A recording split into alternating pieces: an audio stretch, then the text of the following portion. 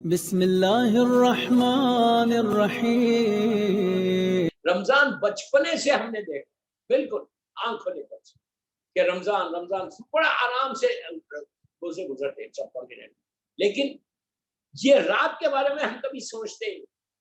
آپ بولیں گے کتنا بولو، یہ رات دوستو رمضان کی رات ہے اور کسی کی رات نہیں، پورے سال کی بڑی رات، اور اس رات میں وعدہ ہے اللہ کا کہ ہم سب، میں ساری چیزیں تمہاری قبول کروں۔ اس رات کو اتنی برکتیں بتائی گئی، اتنی رحمتیں بتائی گئی کہ کہا وہی کہ کاش تمہاری آنکھوں کے سامنے سے پردے ہٹتے، اس کے بعد تم دیکھ لو کہ وہ رات کیا۔ اگر تم کو پتہ چل جائے کہ وہ رات میں شروع سے لے کے صبح تک، اور معلوم وہ رات کیا ہے، وہ رات ظہور امام کی رات۔ اتنی عجیب بات ہے، نہیں کبھی سوچا کہ شب یہ اسی رمضان میں یہ دعا ہم نے 5 دن میں مانگی کہ یار یہ شب قدر آ رہی، اس میں ہمارا ظہور، مولا کا ظہور بھی۔ کبھی یہ بات ہم کبھی بھی نہیں سوچتے، ہم بولتے یار واٹ از ٹاکنگ اباؤٹ، ظہور کیسا ہوگا؟ نہیں، اگر نہیں ہے تو پھر آپ دعائے فرض پڑھنا چھوڑ دو۔ اتنی بڑی بات بولو، برا نہیں ماننا، مولا کو گواہ کر کے بولو۔ اگر تمہارے ہمارے ذہنوں میں یہ ہے کہ ابھی نہیں ہوگا، پھر آپ ڈونٹ ڈیسائیڈ دعائے فرض۔ دعائے فرض میں آپ کیا پڑھتے ہیں؟ الہی زمن برابر وفا والی دعا میں اسا اسا اسا، موسٹ ریکمینڈیڈ دعا، موسٹ ریکمینڈیڈ دعا، ایون ہر کتاب میں آپ کو ملے گی دعا۔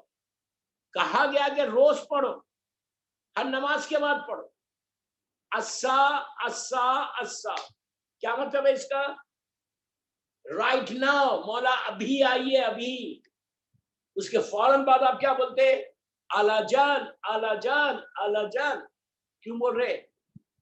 اگر تم تیار نہیں ہو، تم نہیں چاہتے کہ امام آئے،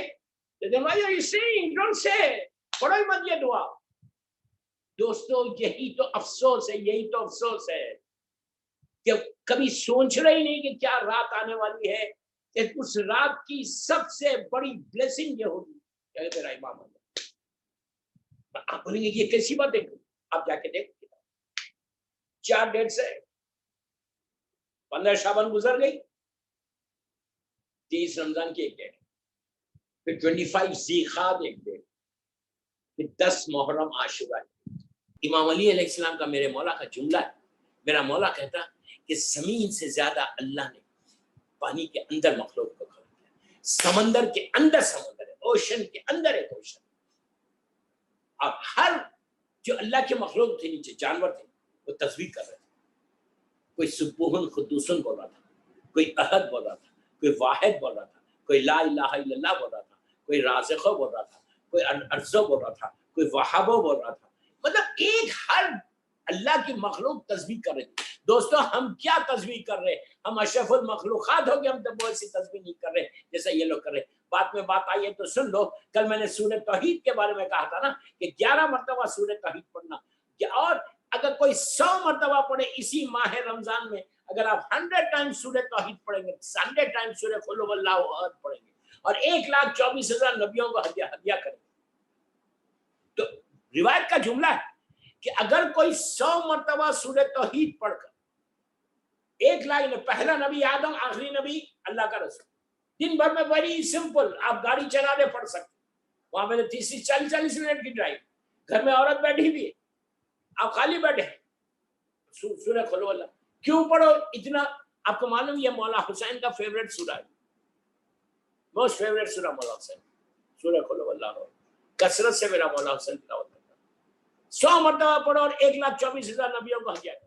اس کا فائدہ بتاؤ، 1,24,000 نبیوں کو ہدیہ کرو گے 100 مرتبہ روز سورہ قل هو اللہ احد پڑھ کے۔ ماہ رمضان کا بہترین گفٹ ہے یہ۔ اگر مر جاؤ گے تو انبیاء تمہاری میت میں آئیں گے، جنازے میں آئیں گے، معصوم نبی آئیں گے، ہو سکتا ہے اللہ کا رسول آ جائے۔ اور یہ روایتوں میں ہے کہ جب سعد ابن معاذ کا انتقال ہوا، اللہ کے رسول کا وہ مشہور صحابی، مولا کا چاہنے والا عظیم صحابی، اس کا واقعہ پورا میں نہیں پڑھتا، سعد ابن معاذ نام لے رہا، ان کی میت میں 90,000 ملائکہ آئے تھے، جبرائیل و میکائیل و اسرافیل و اسرائیل کے ساتھ، تو اللہ کے رسول نے پوچھا تھا جبرائیل سے کہ یہ ملائکہ کے گروہ نیچے کیوں آ رہے؟